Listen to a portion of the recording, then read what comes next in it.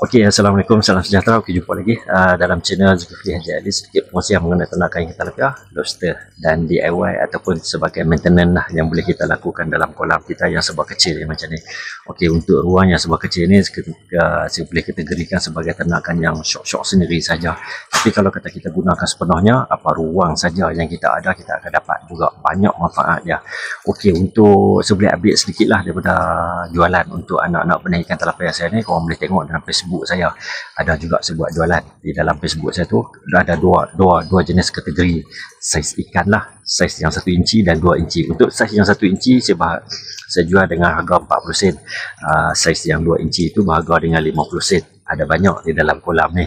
Okey, untuk yang kolam ni saya ambil anak benih yang daripada kolam induk saya tu dan dimasukkan dalam ni untuk dibuat pembesaran.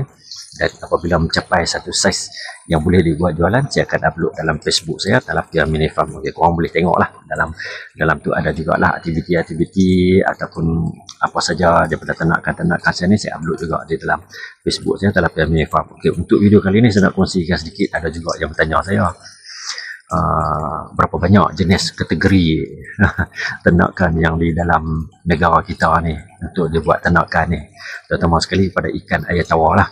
Okey, saya boleh kategorikan kepada 4 jenis lah kalau kata daripada pemahaman saya ataupun daripada segi pemerhatian saya.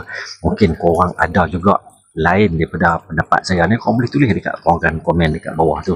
Okey, yang pertama daripada sistem ternakan yang paling mudah adalah sistem ternakan macam yang saya buat ni lah. Ada sistem konvensional, sistem yang sebenarnya sistem daripada semula jadilah. Sebenarnya kalau kata sistem yang macam ni adalah daripada penggunaan kolam, saiz kolam yang serba kecil dan serba ringkas, dan penggunaan bahan-bahan lain terutama pada oksigen, pam, dan itu adalah sebenarnya basic dalam ternakan ikan tilapia dan kita gunakan dalam ternakan konvensional ni juga. Kita tidak menggunakan sebarang probiotik ataupun bahan-bahan lain lah, ataupun unsur-unsur kimia untuk pembesaran ikan ni. Sebenarnya kita tidak menggunakan bahan-bahan yang macam tu, sebab dalam ternakan konvensional ni kita lebih kepada sifat semula jadi ternakan ikan tu dan secara kecil-kecilan. Okey, yang kedua, untuk sistem yang kedua ni saya boleh kategorikan sistem ternakan kolam. Kolam simen, kolam canvas ataupun kolam tanah, dan kolam ataupun dalam kolam sangkar, yang kalau kita perhatikan dekat kawasan-kawasan yang sungai ataupun kawasan laut, banyak penggunaan daripada kolam-kolam sungai, banyak menggunakan daripada ternakan kolam-kolam sangkar dan kolam tanah seperti kawasan sawah yang terbiar tu, ada juga digunakan kolam-kolam yang macam tu. Okey, itu adalah kategori yang nombor 2 yang saya boleh uraikan. Okey, kalau kata daripada pendapat saya untuk kategori yang ketiga ni, saya boleh katakan daripada sistem ternakan sistem RAS, recirculation aquaculture system, RAS. Okey, sistem RAS ni kalau kita tengok daripada pemerhatian saya tu, kebanyakan pengguna daripada untuk menternak tu dia banyak menggunakan daripada polytank yang hitam tu, yang saiz yang besar-besar tu. Okey, dia menggunakan sistem macam tu dalam kolam polytank. Sebab polytank ni mudah kalau kita nak buat tebuk untuk dibuat piping ni. Daripada pemahaman saya juga, sebenarnya sistem RAS ni dia banyak menggunakan sistem piping untuk pengeluaran air masuk ke dalam filter dan dipumpkan balik masuk ke dalam kolam ni. Sistem RAS ni dia menggunakan filter untuk menjaga kualiti air lah. Itu adalah sistem RAS. Okey, yang keempat saya boleh kategorikan daripada ternakan sistem biofloc. Ya, mungkin biofloc adalah kategori yang keempat lah daripada segi pemahaman saya dalam kategori sistem-sistem ternakan yang ada dalam negara kita ni. Okey, sistem biofloc ni sebenarnya lebih advance. Kalau kita tengok daripada kolam ternakan dia paling kecil pun di dalam kolam canvas yang bulat tu, diameter dia ada pelbagai diameter lah, saiz ruang yang agak besar lah. Ada juga yang sampai besar, sampai berbelas-belas kaki keluasan satu-satu kolam saiz tu.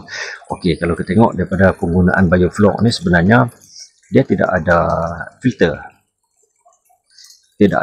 untuk dibuat cucian ataupun untuk merawat sebagai penjagaan kualiti air ni, tapi dia menggunakan daripada multivitamin dan probiotik dan pelbagai lagi kaedah untuk menjaga kualiti air ni. Jadi dia menggunakan bahan-bahan tertentu lah sebagai kaedah untuk menjaga kualiti air ni. Dan saya difahamkan ikan-ikan yang diternak menggunakan sistem biofloc ni adalah lebih cepat membesar dan mendapat hasil yang cepat lah. Lebih kurang dalam 4 ke 5-6 bulan dah boleh buat pemasaran ikan. Jadi ikan yang standard untuk dibuat jualan tu, biofloc adalah sistem yang paling terbaik lah buat masa sekarang. Okey, kalau kata dalam ternakan sistem biofloc ni, dia banyak penggunaan, boleh dapat menjimatkan air juga. Daripada sistem untuk membuat cucian air ni, sebenarnya dia akan buang separuh, lebih kurang 20% dalam jangka masa yang tentu, dan dia akan gantikan balik dengan air tu. Tapi sistem biofloc ni seperti macam daripada video-video yang saya lalu tu, saya menegaskan penggunaan oksigen ni memang perlu yang terbaik lah untuk menghasilkan oksigen di dalam kolam biofloc ni. Sebab kolam biofloc ni oksigen dia memang 0%. Itu pendapat saya, memang 0%. Kalau kata oksigen ni ditutup ataupun breakdown sistem oksigen di dalam kolam biofloc tu, ikan secara automatik semuanya akan timbul dan kemungkinan akan ada yang mati. Jadi itu adalah kelemahan sistem biofloc lah. Tapi kebanyakan penggunaan sistem biofloc ni, dia orang menegaskan untuk penggunaan daripada oksigen ni memang dia orang cukup maintenance lah untuk menjaga kualiti air tu, dan bantuan oksigen tu boleh merawat sistem air di dalam sistem biofloc tu. Okey, itu adalah 4 sistem lah. Jadi kesimpulannya dalam video ni saya boleh kongsikan, okey, untuk dalam sistem-sistem ternakan yang ada dalam negara Malaysia kita ni, okey, pertama sekali sistem konvensional yang macam saya buat ni. Okey, sistem yang secara kecil-kecilan ni, mungkin korang juga ada. Kalau korang ada sistem apapun, korang boleh tulis dekat ruangan komen boleh kongsikan dengan saya di ruangan komen tu. Okey, untuk sistem yang kedua adalah sistem kolam tanah, kolam semen dan kolam sangkar lah. Okey, nombor 3 daripada sistem ras. Okey, yang keempat sistem biofloc. Okey, ada 4 kategori lah yang saya boleh kategorikan daripada sistem-sistem ternakan yang ada dalam negara Malaysia kita ni. Okey, korang pula bagaimana? Mungkin ada juga sistem yang telah korang buat, dan mungkin juga yang belum nak mencuba, mungkin korang boleh buat pemilihan sistem apa yang korang akan gunakan untuk buat dalam ternakan korang. Bergantung juga kepada bajet lah. Okey, macam saya sendiri, sistem konvensional yang macam ni memang agak mudah lah, daripada budak-budak yang kecil-kecil itu pun sampai ke orang dewasa memang semuanya boleh buat. Okey, semoga kita jumpa lagi next video. Assalamualaikum dan salam sejahtera.